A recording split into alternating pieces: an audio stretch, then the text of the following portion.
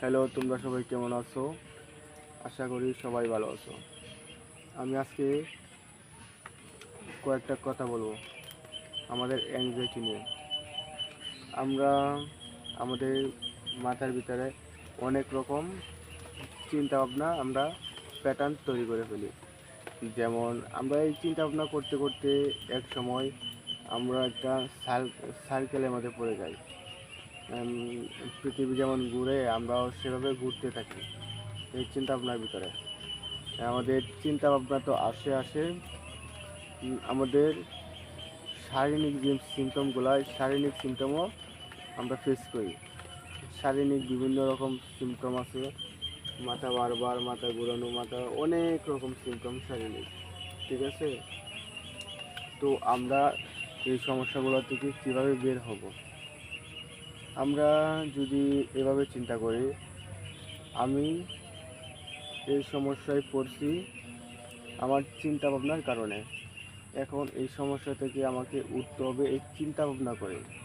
যেমন নেগেটিভ চিন্তা করে আমরা ফেসে গেছি, সেই রকমভাবে পজিটিভ চিন্তা করে আমরা উঠে যাব।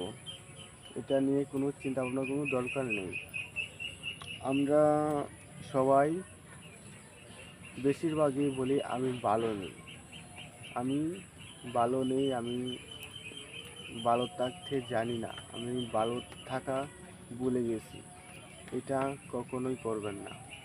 প্রতিদিন সকালের সময় উঠে আপনি আয়নার সামনে এসে বলবেন আমি খুব ভালো আছি, আমি হ্যাপি আছি, আমার কিছুই হয় নাই, আমি সব দিক দিয়ে ঠিক আছি।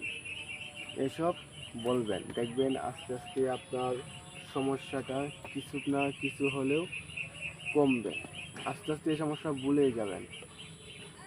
আর বিশেষ করে খাওয়া দাওয়া আপনি ঠিক টাইমে খাবেন, ঠিক টাইমে ঘুমাতে যাবেন, ঠিক টাইমে অনেক কিছু আপনাকে মেনে চলতে হবে।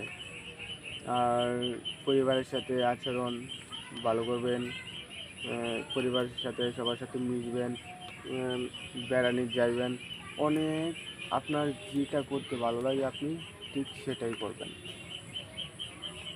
আর আপনার আশেপাশে যদি কোনো মনোরোগ বিভাগ থাকে বা মানসিক সমস্যার কোনো ডাক্তার থাকে, তাহলে তাদের সাথে পরামর্শ করতে পারেন।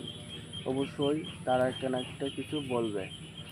আর এই সমস্যা থেকে যারা বের হয়েছে তাদের সাথে যোগাযোগ করতে পারেন।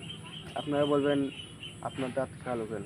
আমার আজকে জাম খাইছিলাম, ঠিক আছে, সেটা একটা পানি খাইছি, এই পানিতেই আমার দাঁতগুলা কালো হয়ে গেছে।